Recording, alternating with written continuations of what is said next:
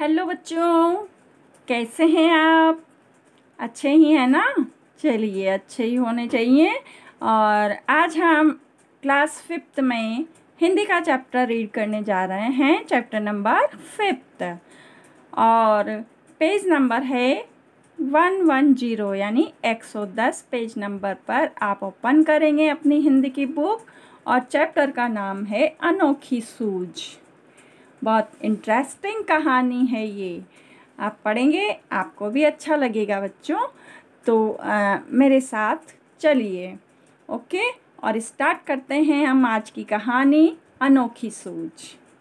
Okay, तो let's start. बात पुराने ज़माने की है। उन दिनों देवताओं और दानवों में युद्ध होता रहता था। आपने देखे होंगे बहुत ऐसे धार्मिक सीरियल आते हैं हमारे, जिनमें देवता और दानव आपस में लड़ते रहते हैं किसी न किसी बात पर। कभी नहीं बनी इन दोनों की। तो उस समय देवता और दानव युद्ध कर रहे थे। हाँ, दोनों पक्ष मिलकर एक बार प्रजापति के पास गए। प्रजापति कौन है? ब्रह्मा जी। तो देवता और दानव दोनों में युद्ध हो रहा था। दोनों प्रजापति ब्रह्मा के पास गए। प्रजापति मीन्स प्रजा को पालने वाले, है ना? तो वो हमें पालने वाले हैं, इसलिए प्रजापति हैं। वहाँ जाकर बोले, मान्यवर, हम दोनों ही आपकी संतान हैं। बताइए हम दोनों में बुद्धि में कौन बड़ा है? देवता और दानव दोनों ही ब्रह्मा की संतान। तो दोनों का एक क्वेश्चन ऐसा था। उनकी बात सुनकर प्रजापति मुस्कुराए। मन में सोचने लगे, किसे बड़ा बताऊं? देवताओं को बड़ा बताता हूँ तो दानव नाराज होते हैं, दानवों को बड़ा बताता हूँ तो देवता नाराज होते हैं। हो सकता है तब दोनों आपस में लड़ने भी लगे। तो बड़े कशमकश में पड़ गए, क्या करें, किसे बड़ा बताएं? फिर क्या होता है? बड़ा टेढ़ा प्रश्न था, बड़ा बताएं तो किसे बताएं? कुछ सोचकर वो बोले, इसका उत्तर कल दूंगा। आप दोनों ही कल मेरे यहाँ भोजन पर आमंत्रित हो। भोजन के बाद बताऊंगा कि कौन बुद्धि में श्रेष्ठ है।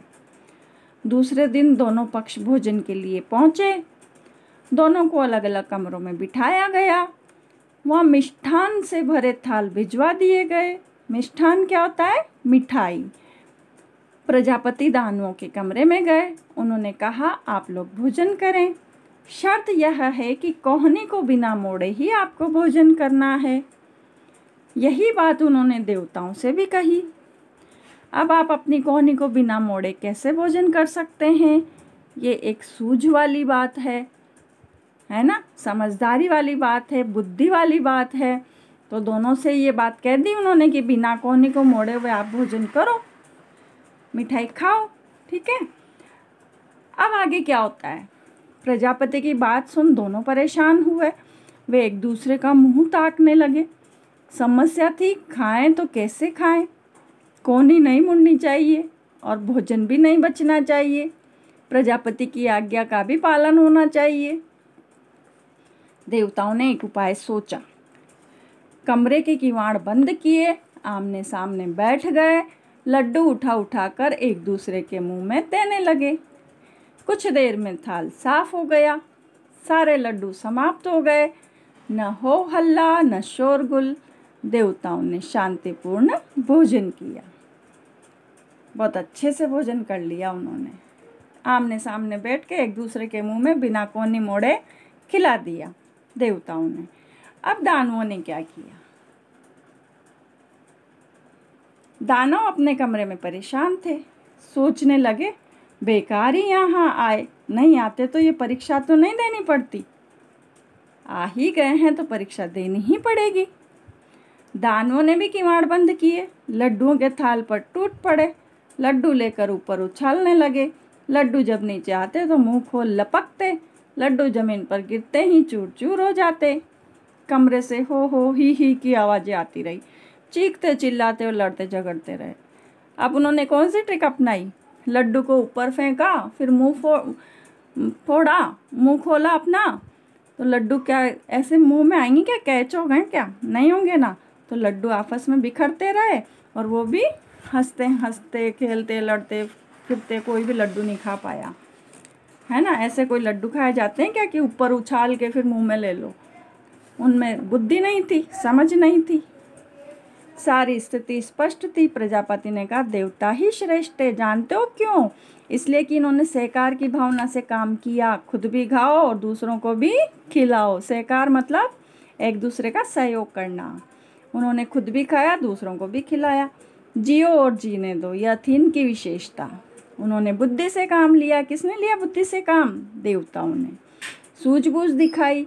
या आमने सामने बैठ गए, एक दूसरे के मुंह में लड्डू देते रहे। थोड़ी देर में थाल साफ कर दिया। दूसरी तरफ दानवों ने शर्त का पालन किया। लड्डू उछालते रहे, उन्हें पाने के लिए लपकते रहे। न खुद खाए न दूसरों को खाने दिए। लड्डू तो बिगड़े ही, पेट भी नहीं भरा।